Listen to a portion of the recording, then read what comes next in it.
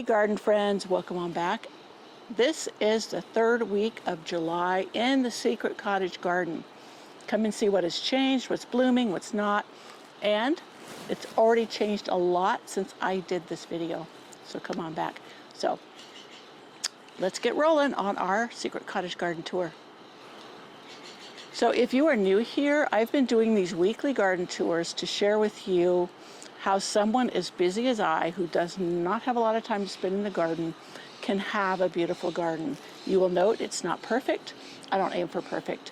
I just want to enjoy my space, and I gear towards things that are easy to maintain and do what I want them to do without a lot of effort from me. So come on along and get inspired. So let's go ahead and start right here as we go to the Primrose Cottage garden. Still work in progress down here, Primrose patio. But look, my Corsican mint's filling in.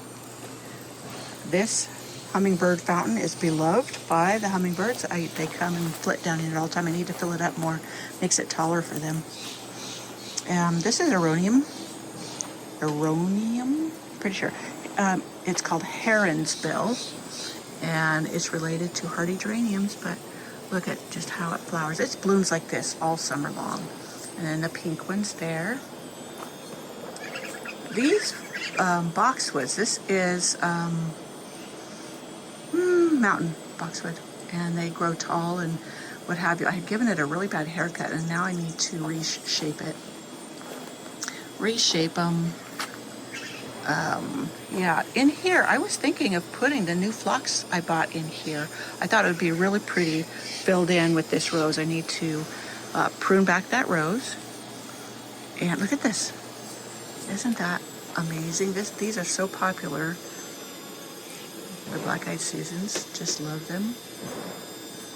My irrigation's going, so if you hear something squeaky, that's that. I need to give this poor hydrangea away. It gets the late freezes, unless, you know what, I could try putting them in the greenhouse and then bringing them out after the freezes, and then maybe I can get blooms from them. But I'm cleaning out that barrel with the leaning tree so I can plant something in there. My Japanese maple's doing great. These are the bear's breeches, or bear's breech, whatever it is. I didn't think it would live for me, but it's doing pretty good. Here's my Hanakaloa grass, and it was struggling, and I cleared away from it, and now it looks like it's doing okay. I have a lot of reseeded here. Foxgloves. Here I planted some morning glories in here. Sun's out, so you're getting my shadow. And in the middle, I planted some white lion daisies. So I'm glad that I was going to put a sprayer in here, but I'm glad that sprays right in the center where those are planted, and then hopefully the seeds will germinate. It's just a chance. Around here, daisies reseed themselves readily, so I thought maybe they would do fine in here. And each little drip area has the seeds of the morning glory, so maybe it'll come through. My composter down here. Oh, there was a butterfly. Let's see. Oh, flitting around right in front of us. Is that a monarch? Oh, it is. I hadn't seen monarch. My milkweed's not blooming yet. I need to get it out in the ground. But my Demitasse rose doesn't take the heat well. You can see it's really been getting scorched, but before it gets scorched, it's beautiful. You see the bed down there has water. I'm going to put another sprinkler over there. I think I'm going to throw zinnia seeds in it and let them just come up. So down here's the other squash. When I did the entrance garden, I said, I'm going to show you where I put my other squash, and there it is. And a pink rose wave rose that I seeded, and then down here's a white one. Real pretty. And this is where I put my Japanese maple, and it's done great. Great, great, great. Now, over there, I showed you earlier, my Primrose Cottage back garden that's not been worked on yet, but things came up.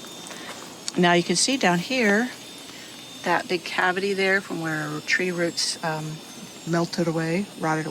I'm filling it with coffee grounds for now, and then I'll put some potting soil on it, and then I'm going to sprinkle these foxglove seeds. This was that real pretty peachy one that was just gorgeous. So along here, the larkspur that I seeded back here, the rose. This is my Noble Antony. Bloomed once, and now it's putting on tons more blooms.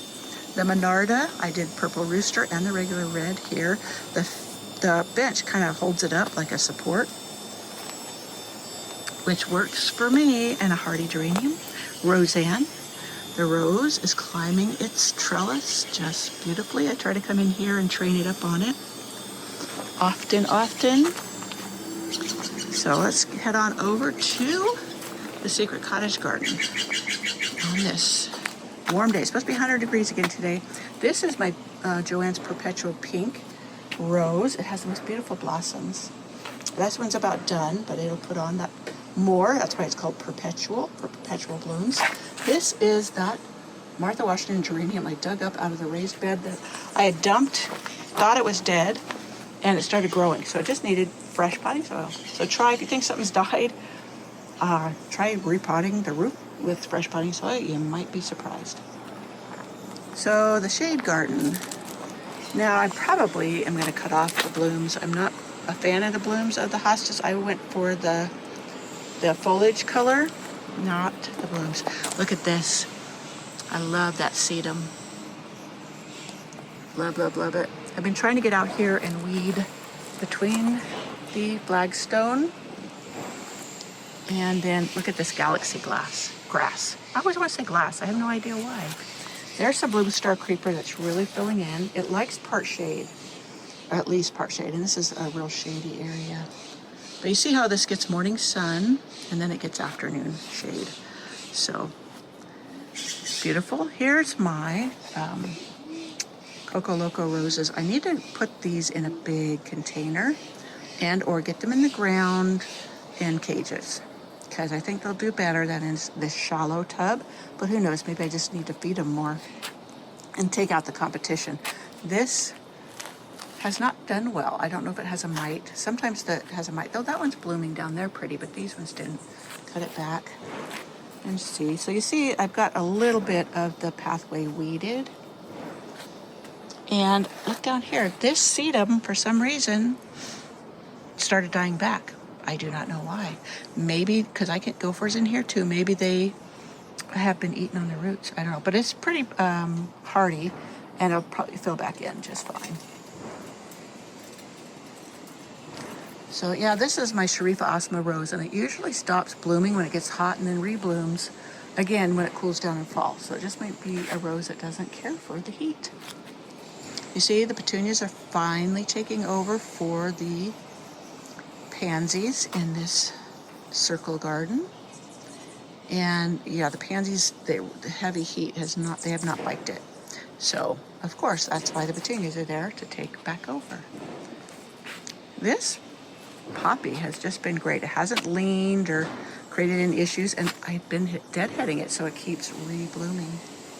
That's another one of my sun patients. Now, as you can see, anytime these things get a lot of sun, it seems like the flowers scorch for me. So I need to plant them maybe in a shadier spot, maybe over here where it just gets a little morning sun and then afternoon shade, and that would be a pop of color. So that may be something. I'll even dig this one up. I didn't notice this till just now. I got a tomato coming up over there. So some lilies. Now back here, this is where I did those bubble hydrangeas, and it looked like it had witch's broom, and now it's filling out this one right here like it doesn't. So I don't know what's going on. I was going to give it a little bit more time and see, but it still could be it. And if it is, I need to dispose of it because I don't want it spreading through the garden. So here's my Princess Alexandra. Princess Alexandra of Kent rose. It bloomed really a heavy bloom, and then now it doesn't look. This is another one I don't think likes the heat. But look at my castor bean plant. Look at this. Well, Japanese maple's in it, but doing exactly what I wanted it to do. I wish I would have planted 2 more back here so it would fill in. Yes, I do know that the seeds are poisonous, but I don't plan on eating them, and then I can cut the flowers off and it won't produce the seeds. So the phlox. This is I think this is David phlox, and this one was well behaved for a long time, and then all of a sudden it just started taking off. So I divided some out, put some over here. This area I'm just now cleaning up back here. So I will once again have a path to the tool shed instead of a big weed patch. But I was back here doing that, and then my husband needed the weed eater, and I wanted him to weed eat more than I wanted to clear this path. So he had to weed eat another area. Petunias I started from seed in this pot. And you can see where, when I was weed eating, it flung a bunch of dirt and stuff. Look at this echinacea. Now, I have the echinacea in here because last year the gophers ate my echinacea. They went around the garden and ate them all. So a nice bumblebee. Larkspur going to seed. This larkspur over here is all getting pulled up. And then I'll replant. So down there I have dahlias planted in their pots. And there's another crazy daisy back there. That foxglove has gone to seed. I'm going to spread the seeds back there. Another hide haul. I have 2 more in the entrance garden. And here's an echinacea that volunteered, came up outside of here. So far the gopher has not eaten it. So we're good for that one. Let me back up a little bit so I can show you the circle garden. More galaxy grass. A black-eyed Susan I didn't have the heart to pull out that I didn't want in here. Sometimes when they get going and they bloom, I just have the hardest time pulling them out, even if they're not where I want them. But here, these daisies, somebody asked me, and I'll put the name up again. This is Angel something, and it's considered a ground cover daisy. It says 6 to 8 inches tall, but for me, they get taller. They're probably a little over a foot. But yeah, they just do beautifully. And as I deadhead, they will continue to bloom. They're even swamping out that boxwood down there, but that's okay. So I'm going to continue these all the way around the circle, and they will be beautiful with the boxwoods. The boxwoods are green for when these are not blooming. These are deciduous. They kind of died down, and so they aren't doing anything. This is Calamintha, and this is the blue one, Marvelette, I think. The flowers are very subtle, so it's more of the greenery that you're growing this for than the flowers. So here's some more of that daisy, and there's another Calamintha. But you see how the boxwoods I want to fill in. Many of these are cuttings I started. Let me see, there was some down here. Did they? Yeah, there's one down there, but it doesn't look like it took. But I just stick them in when I prune the boxwoods, and if they take, they take. If they don't, no big deal. This is a Daisy May daisy. This one has gotten much taller than one of them in the front. The other one in the front, I think, has gotten tall too. But you can see I've cleared through the pathway here. And my purple rooster monarda, just like beside Primrose Cottage. Here is the delphinium. This is Dusky Maids. Well, looks like my hollyhocks back there are starting to bloom. This foxglove is Sutton's Peach Apricot. Anyways, let me see, is it got enough seeds on it yet? I'm going to shake the seeds down into here, and I'll get more. I'll probably shake some down over there and get some more. Now that one was a pretty pink. So here's my other Quickfire Fab hydrangea, and it doesn't have blooms on it. And I'm sure hoping the gophers it's not in a cage. I didn't think I'd have to cage it when I put it in there. So this Rose Campion is getting near done, so I'm probably going to pull it out. It's self-seeded, and I let it go to get color this time of year, and now I want to put something in that's a bit shorter so that stuff behind it can be seen. And this would also be a good place for those phlox. I could put a color I didn't have with the shorter growing phlox, and I was going to put some up by Primrose Cottage, but I could put them back here, or put one there and one here. So, and they do beautifully for me. So far, the gophers have left them alone. So this is Kiss of Desire Rose with my Iceberg Rose. Just doing beautiful. I do need to get out here and deadhead. The heat has really scorched many of them, but it's beautiful. Let me see back over here. Now you can see I've cleared this pathway of many things. This daisy's getting a little out of hand, so I will cut it back. Like all the stuff splaying down, I'll cut those way off. Here's another one of my short growing monardas. This is another of the rose campions, but it's white. So it's looked like it's mostly gone to seed. I'll cut it back really hard, and then you can really see the Pardon My Purple monarda. This is Walker's Low Jr., and I propped it up because it was flopping down and I wanted to clean up the weeds and had to get it out of my way. So I can probably let that flop again if I want to. It does keep weeds out from below, pretty much. So here's my alyssum that reseeded into the pathway. I did have aronia planted there, but this is such a dry spot and I didn't water it well enough or have a sprinkler to it. I should have had a sprinkler to it until it got established. So this bed is kind of in flux. So Firefighter Rose really got scorched. That is my only hybrid tea rose in here. Look at that. Iris. Oh, I'm such a dork. Lily. So these are beautiful lilies. They're starting to fade now. They're Asiatics. They bloom earlier than others. That one is in the soil. These ones are in pots. So far, the gopher has not touched that one. So I may chance it and put these in the soil, and or I'll just buy cages. Put them in cages. My ground is so full of metal now. So full of metal. Look at this. I think this is Magnus. I had planted some Magnus seeds, and this one is so huge. I think it is one that has made it. So Colette has started blooming beautifully, but the heat kind of scorches it. You can see it's scorched.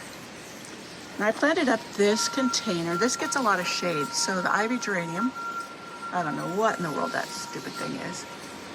Anyways, ivy geranium in that pot, doing beautifully, and I can water it from my Vigo retractable hose. Pull it out here. It works great for that without dragging a hose across everything. My Saggy Maggie Daisy. Beautiful. They tend to be really floppy, so I always have to support them. There's actually one in the garden bed behind me that is flopped over. So it looks like that delphinium's fading. That one is always a subtle color. It's not vibrant like the blue. The cobalt something is my favorite one. Look at this. This thing is perfuming the entire garden. I love trumpet lilies. I have got to get more and plant them around. Oh, my sweet pea. There is a volunteer. It's not nasturtium, Nicotiana. That's what it is. And here's another one. Down there is two of my cuttings of the salvia that I made, and they're doing beautiful. Here are my rosemary topiaries. I put them over here. A nice, beautiful garret, stays short. This delphinium has struggled, so I don't know what's going on, and you may have to dig it up and move it. Don't be afraid to dig things up and move them. So this side of the path, that daisy that wants to take over. Look, oh, they're not open yet. I'll have to get a video of them open, but these are my agrostomas. I love those things. I planted the seeds in winter and put them out here. Oh, one of my white zinnias. Got some more zinnias in there. My one remaining Sexy Rexy rose. The other one died. Don't know why.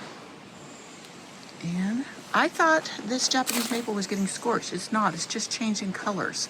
So it's fine. Oops. See that piece coming out of there? That's a sucker growing off this. Oh, stupid. So anyways, it's just changing color. And that sucker I have to cut off because that's the stalk of the stem. And yeah, you see where it's coming out from down there? I have to cut that off. Those will take over if you let them, and you don't want that. You want the pretty grafted part. So down here are some things I need to water. I need to find a place in the ground to put them. This is my James Galway rose. I'm thinking I'm going to put it along the back fence next to my Hyde Hall. And then look how I'm getting that area done. My husband helped me this morning to really clean it up, and he leveled these. These are self-watering planters a friend gave me. So I need to get some soil, fill them up, and plant them. So that's all getting done slowly but surely. And down here, my lemony lace. That is, I just love that plant. Lemony lace elderberry. So over here, I had castor bean right here, castor bean plant, and it didn't make it. So I don't know what's going on with that. Look at this. Isn't this echinacea gorgeous? This is called Green Envy. I'll have to look it up. But yeah, I just love the coloration on that. And it's in this protected bed. Look at this one. Look at this one. Isn't it double? I had this one over in the other bed, and I thought it was being nibbled on by the gophers, so I put it in here. This has wire underneath. This is supposed to be for vegetables, and I just quickly moved these here. Now these I can put into the raised bed that really doesn't have much in it. I showed you the red echinacea. They're getting a dumpster. One second. So anyways, yeah, I hope that isn't too annoying because I don't have my microphone on, so this catches everything. Look at this marigolds. These are the French marigolds, supposed to help with nematodes, etc. Not all marigolds help. Just the French are known to help. Look at that basil. Isn't that gorgeous? Now I did plant seeds. This onion was actually like, you know, when you cut off green onions and you have the end with the roots, and I just plopped it in here. I don't know if I'll actually get onion bulbs. I don't know if they do that, do they? Oh, my strawberries are taking over, but down here is a basil seedling. Now, I don't want the strawberries to get that, so I need to cut off those runners and or pop them into pots so I can move the babies. Now, these were such fun. I don't know, last week, did I get these in bloom? I'm letting them go to seed because I didn't want them in here. But look at these seed pods. Aren't they gorgeous? I'm going to save the seeds, and then I'll make sure I sprinkle these next winter into other areas. Now, there's one that's getting ready to bloom right there. But so pretty. They just came up so late, and then this heat wave just zapped them. They went over very, very quickly. So, yeah, I did think I took pictures. I'll try to remember or see if I can put one up. So here's my Tiny Tim tomato. My 2 peppers I had in here didn't make it. Here's this one that's being covered by a morning glory. And let me see, what is this? Oh, jalapeno. That is the heatless jalapeno. And look how little it is. I doubt I'll get any peppers from it. These ones over here were habanero. I mean, it's habanero without heat. And, oh, you can see the little portion of the piece there. Eaten. I think it's the pill bugs. Sow bugs, pill bugs. Yeah, my poor petunias, they got dried out once or twice. And, yeah, they don't like that. Look in here. Look at my tomatoes in my bespoke greenhouse. Doing beautiful. Beautiful, beautiful. My cucumbers need to get in here and weed. I've got some Oya pots coming for watering. Now you fill them up, they're terracotta, and they just water everything. And you just keep filling them up, and then you don't have to surface water, and that will help prevent these weeds from popping up. And also I can bring in some alfalfa hay, and that's what I also mulch with, and then I won't get the weeds. So, but I got a space here that I can put something, so we'll see what I decide to do there. Something fast. Maybe I could put in some lettuce or something for fall. I could put in some more tomatoes, I guess, since I have some plants still. Cannas. I've never been successful with cannas, and they seem to love this spot. I think it's enough shade. And my friend Paula is supposed to give me some of her striped, look over there, hummingbird on the Monarda. I love Monarda. Beautiful. Beautiful, beautiful. So I think that's it, my friends. Oh, down here. This is my larkspur and lavender together. The lavender is very popular with the bees. I have tomatoes down here as well. I need to tie them up better. There's a pretty lighter colored larkspur, which is very popular. And these were my Lawrence grape poppies. And I'm letting them go to seed, so I'll collect the seeds. The poppies don't last very long in the heat, and it just took them so long to get going because, you know, it was so cold in May.